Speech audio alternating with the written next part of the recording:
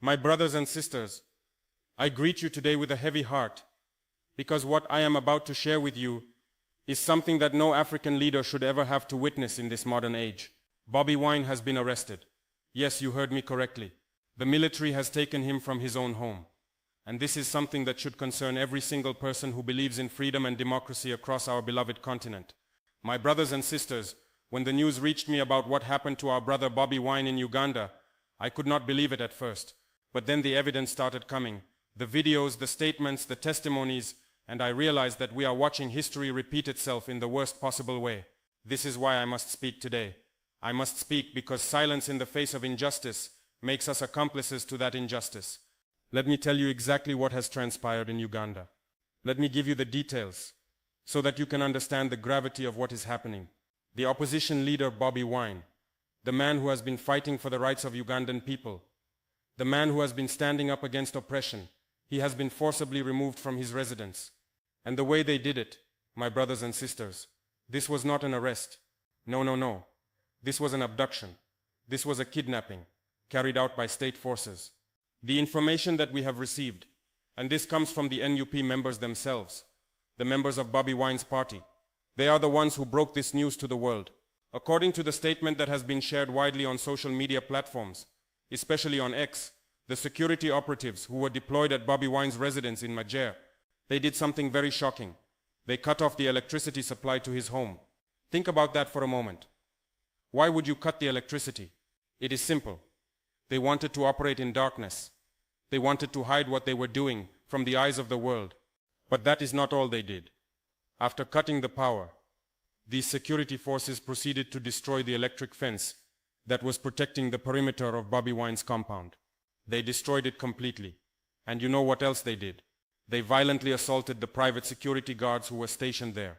These guards, they had committed no offense. They were simply doing their job, protecting the home where they work. But they were beaten, they were assaulted, just for being there. Now there are videos that have been circulating online. If you go and check on your social media, you will see a video showing a helicopter hovering in the area. This helicopter, my brothers and sisters, people believe it is the one that was used to carry Bobi Wine away. An army helicopter landing in a civilian's compound to take him to an unknown destination. Can you imagine this? In which democratic country does this happen? Even before this abduction took place, there was already heavy surveillance on Bobi Wine. There was a drone, yes, a military drone, that was constantly flying above his residence. This drone has been there since Bobi Wine came back from the campaign trail. Every day, every night. This drone was watching him, monitoring his movements, tracking everything he does. This is the kind of intimidation that our brother has been facing. Why is the military doing this? The answer is very clear, my brothers and sisters. Bobi Wine has been speaking the truth. He has been telling the people that the results which are being announced by the electoral body are not legitimate. According to Bobi Wine, these results are not the correct results. He has been saying that the results are doctored, that they have been manipulated. And this message, this truth that he has been speaking, this is what has angered those in power. This is why the military decided to move in and remove him from his home. There is something else I must tell you. The reports are saying that 10 people have died. 10 lives have been lost during this post-election period. These developments are happening at the same time that the electoral body is still compiling results and sharing them bit by bit. The Electoral Commission had announced that on the 17th of January 2026 they would unveil the president based on the results that would have been tabulated. But now, with Bobi Wine in custody, what kind of announcement are we expecting? Let me read to you what the NUP statement says about this matter. They are calling this an abduction, and I agree with them completely. The manner in which Bobi Wine was taken from his home, this cannot be called an arrest. The statement says that an army helicopter landed in Bobi Wine's compound and forcibly took him away to an unknown destination. The regime's security operatives who were deployed at his residence deliberately cut off the electricity supply to the home and destroyed the electric fence along the perimeter. The private security guards were fatally assaulted despite having committed no offense. This development, my brothers and sisters, it comes amid a very tense post-election environment in Uganda. And you know what is interesting? President MUSEVEN, he is playing it cool. He is playing his cards very well. He is acting like the Mr. Cool guy. You cannot even pin anything on him directly because he is clever. He is not responding to these issues himself. Why? Because the Chief of Defense Forces, the CDF, This is his son. His own son is the one calling the shots here. The command structure of the military, you understand. The CDF is the one who is heading it. And this is where the problem lies. There is no way that the CDF is going to allow Bobi Wine to win this election. Why? Because if Bobi Wine wins, it means that the CDF will not be able to succeed his father. Think about it. His father is currently the president of the Republic of Uganda, though technically he is now a presidential candidate because of the elections. Uganda in this transition period doesn't have an official president, but of course MUSEVEN still holds the powers. He is the one who is supposed to hand over power to whoever wins. But if Bobi Wine wins, what happens to the plan for the son to take over? This is why the military has moved with such speed to arrest Bobi Wine. When I look at what is happening in Uganda, I see a pattern. I see a strategy. MUSEVEN thinks he is being smart.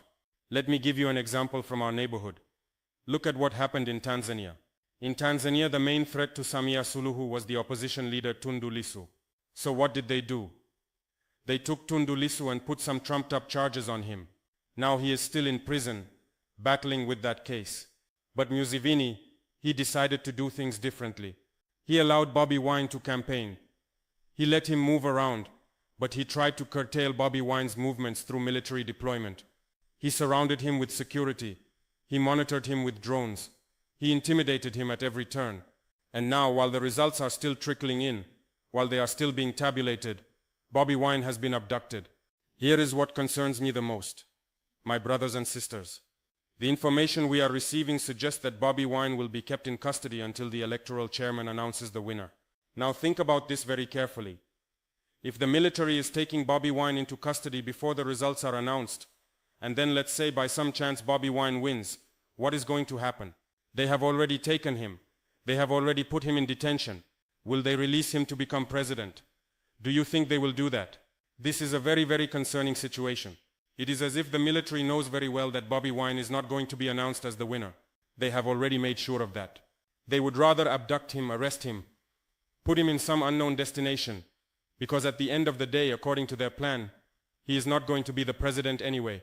But my brothers and sisters, what if Bobi Wine actually wins? What if the will of the people is so strong that even with all the manipulation, even with all the rigging, Bobi Wine still emerges as the winner? If Bobi Wine wins and they are keeping him in custody, it means that the military will have indirectly initiated a coup. Think about it. The people vote for Bobi Wine. He wins, but the military refuses to release him.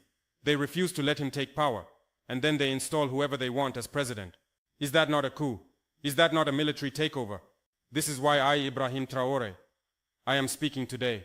I am calling on President MUSEVEN to release Bobi Wine immediately. Release him now.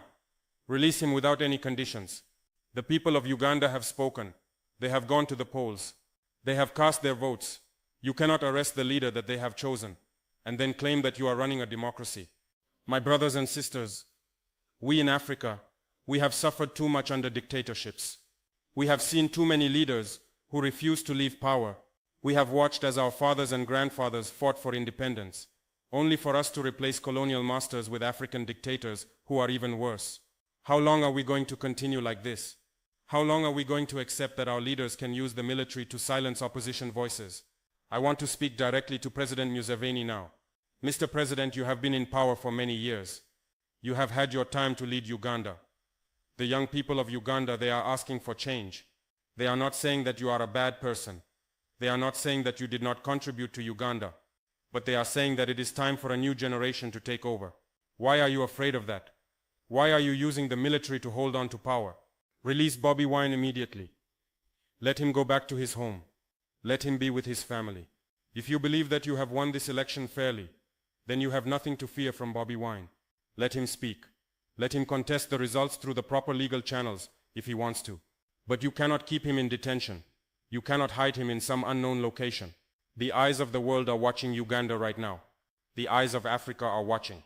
We are all seeing what is happening. And I want to tell you, Mr. President, that history will judge you based on what you do in these coming days. Will you be remembered as a leader who respected democracy? Or will you be remembered as someone who used military force to cling to power? I also want to speak to the military leadership in Uganda, especially to the Chief of Defense Forces. You are a soldier. You took an oath to protect the Constitution of Uganda. You took an oath to protect the people of Uganda. You did not take an oath to protect one family's grip on power. The military should be neutral. The military should not be taking sides in political matters. When you send a helicopter to abduct an opposition leader, you are not serving Uganda. You are not serving the people. You are serving the interests of a few individuals who want to maintain power at any cost. Is this what you want your legacy to be? Is this what you want history to say about you? My brothers and sisters, I know that some people will say that I should not be speaking about the internal affairs of another country. They will say that I am interfering. But I say to them, we are all Africans. What happens in Uganda affects all of us.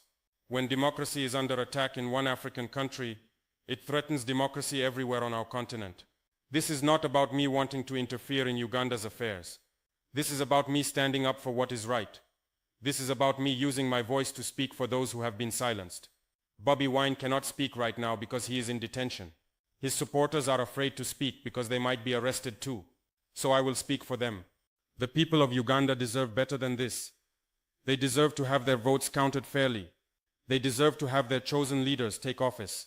They deserve to live in a country where they can express their political opinions without fear of military helicopters landing in their compounds. I have seen with my own eyes what happens when leaders refuse to listen to their people. I have seen the anger that builds up. I have seen how societies can explode when people feel that they have no other way to bring about change. Mr. President MUSEVEN, do not push the people of Uganda to that point. Do not push them to desperation. Release Bobi Wine now. Open up the democratic space. If you have won this election fairly, then prove it. Allow international observers to verify the results. Allow transparency in the counting process. Allow opposition parties to present their evidence if they believe there has been fraud. This is how democracy works. To the people of Uganda, I want to say to you, do not lose hope. I know that what is happening now is very discouraging. I know that it feels like your voices do not matter. But I want you to know that the world is watching. Africa is watching. We see you, we hear you. We stand with you in your struggle for democracy and freedom. Continue to demand your rights peacefully. Continue to speak the truth. Continue to support your leaders who are fighting for change. But do it peacefully. Do not give those who want to maintain power an excuse to use more violence against you. My brothers and sisters across Africa, this situation in Uganda should be a lesson to all of us. We must stand together against any form of dictatorship on our continent. We must support each other in our struggles for democracy. When we see injustice happening in one country, we cannot just look away and say it is not our problem.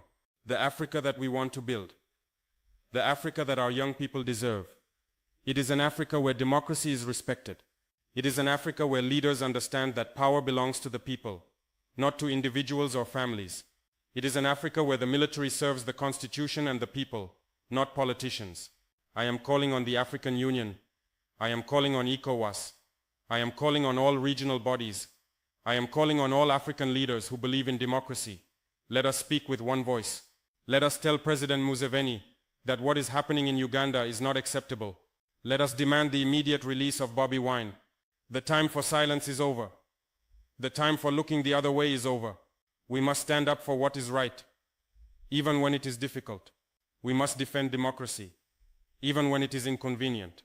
Because if we do not defend democracy in Uganda today, tomorrow it might be our own countries facing the same situation. I want to end by saying this directly to President MUSEVEN one more time. Mr. President, release Bobi Wine immediately. You have nothing to gain by keeping him in detention. You have everything to lose. Your legacy, your place in history, the future of Uganda, all of this is at stake. Do the right thing. Show the world that you respect democracy. Show the people of Uganda that you respect their will.